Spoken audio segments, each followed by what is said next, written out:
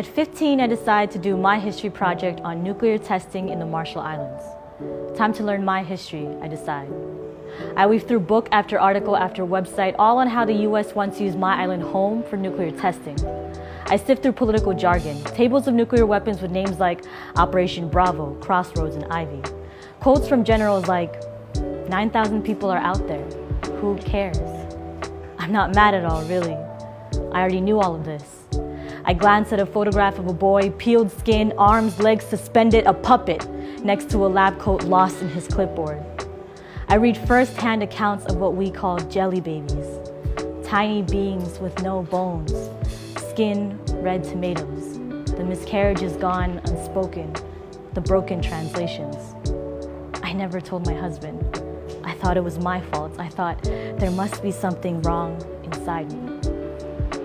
I flipped through snapshots of American Marines and nurses, branded white with bloated grins, sucking beers and tossing beach balls along our shores. And my islander ancestors, cross-legged before a general, listening to his fairy tale about how it's for the good of mankind, to hand over our islands. Let them blast radioactive energy into our lazy-limbed coconut trees, our sagging breadfruit trees, our busy fishes that sparkle like new sun, into our coral reefs, brilliant as an aurora borealis woven beneath a glassy sea.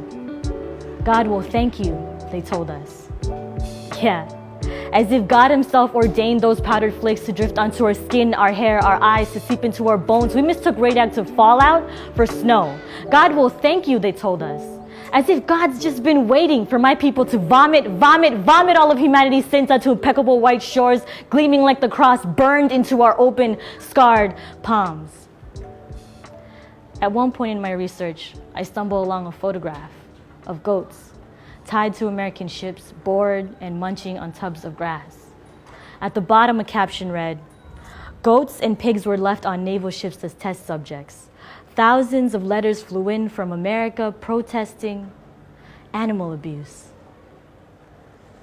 At 15, I want megatons of TNT, radioactive energy in a fancy degree, anything and everything I could ever need to send ripples of death through people who put goats before human beings, so their skin can shrivel beneath the glare of hospital room lights 3 generations later as they watch their grandmother, their mother, their cousin's life drip across that same black screen, knots of knuckles tied to steel beds, cold and absent of any breath, but I'm only 15. So I finished my project. Graph my people's death by cancer and canned food diabetes on flowcharts in 3D. Glue stick my ancestors' voice onto a poster board I bought from Office Max. Staple tables screaming the millions of dollars stuffed into our mouths generation after generation after generation.